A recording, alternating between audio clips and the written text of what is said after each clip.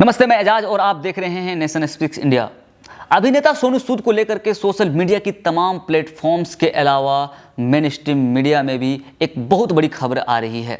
और वो खबर इस बार इस वजह से नहीं आ रही है कि सोनू सूद हजारों प्रवासी मजदूरों को मदद कर रहे हैं, लोगों को उनके घर पहुंचा रहे हैं जो देश के अलग अलग हिस्सों में फंसे हुए थे, बल्कि इस बार सुर्खियों में इस वजह से है कि सोनू सूद पर यह आरोप लगाया जा रहा है कि वो भारतीय जनता पार्टी के एजेंट के रूप में काम कर रही है और इस तरह के पॉलिटिकल माहौल बनाने की कोशिश की जा रही है। तो आइए जानने की कोशिश करते हैं इसके पीछे की हकीकत क्या है। तो पहले शुरुआत करते हैं शिवसेना के कद्दावर नेता संजय राउत, जो राज्यसभा से सांसद भी हैं। उन्होंने इकोनॉमिक्स टाइम में छपी रिपोर्ट के मुताबिक कहा है कि the Sena MP claimed that BJP was behind publicising Sood's work on the wider scale so that to put the state government in a bad light.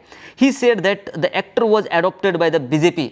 जैसे कि संजय राउत कह रहे हैं कि जो ये एक्टर जो हेल्प कर रहे हैं लोगों को, ये बीजेपी इसके पीछे है और बीजेपी इसको हेल्प कर रही है।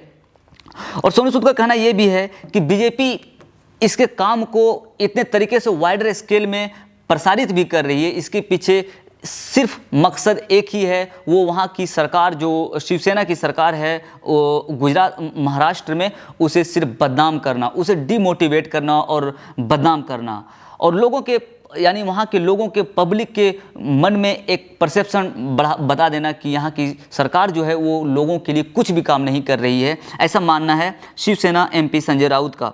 संजय राउत ने यह भी कहा कि किस तरीके के सोनू सूद लोगों को ट्विटर पे जवाब दे रहे हैं और टैग कर रहे हैं, मिनट मिनट में टैग कर रहे हैं और उन्हें हेल्प करने की आश्वासन दे रहे हैं और बस भेज रहे हैं। यहाँ तक कि उन्होंने यहाँ तक जिक्र किया कि केरला से किस तरीके से, यानी त्रिवेंद्रम से उड़ीसा उन्होंने फ्लाइट भेजी, त्रिवेंद्रम से वहाँ पे जो मजदूर लड़कियाँ फंसी हुई थी उन्हें लाया गया उड़ीसा। तो उन्हें परमिशन कैसे मिल जा रही तुरंत? इसके एवज में भी और बहुत सारे लोग हैं जो मजदूरों को हेल्प करना चाहते हैं, लेकिन उसे इतनी आसानी से एक्सेस नहीं मिल पा रही है और ना ही गवर्नमेंट अथॉरिटी उन्हें अलाउ कर रही है। तो इसके पीछे इन तमाम अगर गौर करते हैं तो कहीं ना कहीं पता चलता है कि सोनू सूद के पीछे भारतीय जनता पार्टी की पूरी मशीनरी है और इसके पीछे सिर्फ एक ही मकसद है, वो कि राज्य की सरकार, जो वहाँ की राज्य की सरकार है उद्धव ठाकरे की, उन्हें बदनाम करना। तो ऐसा मानना है संजय राउत का, जो सोनू सूद पर यह आरोप लगा रहे हैं। इसके साथ ही सीनियर पत्रकार दिलीप मंडल अपने जनसत्ता में छपी रिपोर्ट के मुताबिक कहते हैं कि महाराष्ट्र सरकार इस समय एक साथ पेशवाई, सांप्रदायिक मीडिया, बीजेपी, आरएसएस और राजभवन के निशाने पर है। सोनू सूद का प्रोजेक्ट यह है कि महाराष्ट्र सरकार मजदूरों की मदद नहीं कर रही है, मैं कर रहा हूं, इसलिए बीजेपी के बड़े बड़े नेता उसकी तारीफ कर रहे हैं, मीडिया उसे हीरो बना रहा है। पत्रकार दिलीप मंडल के इस ट्वीट को देखकर एक्टर कमाल आर खान उन पर भड़कते दिखाई दिए। तो ऐसा कहना है पत्रकार दिलीप मंडल का। तो आप देख सकते हैं कि किस तरीके से माहौल देश में बनाया जा रहा है भारतीय जनता पार्टी के द्वारा, कि किसी भी सरकार को बदनाम करने के लिए किसी को आगे फोरफ्रंट पे भेज देना और काम करवाना, ताकि वहाँ की सरकार जो है ये प्रूव कर सके, ये प्रूव हो सके कि वो बिल्कुल इनकॉम्पिटेंट है इस तरीके से महामारी से निपटने के लिए। लेकिन जो यहाँ पे सबसे, अगर इन तमाम चीज़ों को अगर देखें तो पता चलता है कि इसके पीछे भारतीय जनता पार्टी है।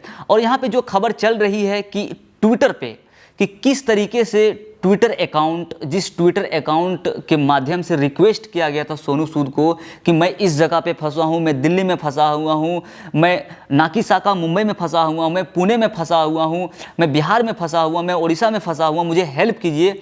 और उन्होंने तुरंत इन तमाम ट्वीटों को एक एक करके जवाब दिया है। लेकिन कुछ ही दिन पहले इस तमाम जो रिक्वेस्ट किए गए थे उन ट्वीट को डिलीट कर दिया गया है। तो ये अगर इसे भी देखते हैं और समझने की कोशिश करते हैं तो ये ट्वीट का डिलीट कर देना भी कहीं ना कहीं एक खास कॉन्स्पिरेसी की ओर इशारा करता है। आपको बता दें, एनडीटीवी में छपी एक रिपोर्ट के मुताबिक कुछ दिन पहले ही मध्य प्रदेश से बीजेपी के एक नेता जो एमएलए हैं, उन्होंने सोनू सूद से ट्विटर पर रिक्वेस्ट किया था और मदद मांगने की कोशिश की थी और मदद मांगी भी थी। लेकिन सोनू सूद ने भी उसे एश्योर किया था कि आपको मदद किया जाएगा।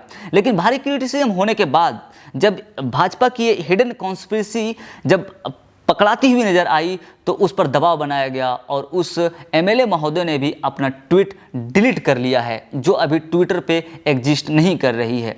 तो इन तमाम चीज़ों को अगर देखें तो पता चलता है, और यहाँ पे जो सबसे एक अहम सवाल खड़ा होती है वो यह है कि जिन मजदूरों को हेल्प सोनू सूद अकेले कर रहे हैं, और ये बात भी सत्य है कि लॉकडाउन लागू करने के बाद जिस तरीके से हजारों हजार की संख्या में मजदूर सड़क पर आ गए, उन्हें उनकी समस्याओं को निपटारा करने के लिए, उन्हें मदद करने के लिए जिस तरह से सरकारी तंत्र और राज्य की सरकारें, केंद्र की सरकारें विफल रही, उस कंडीशन में एक अकेला सोनू सूद इन लोगों को कैसे मदद कर सकता है? यह भी एक सवाल है। आप तमाम लोगों को इस पर भी गौर करना चाहिए। अभी के लिए बस इतना ही। इस तरह की तमाम खबरों के साथ जुड़े रहने के लिए आप देखते रहिए नेशन स्पीक्स इंडिया।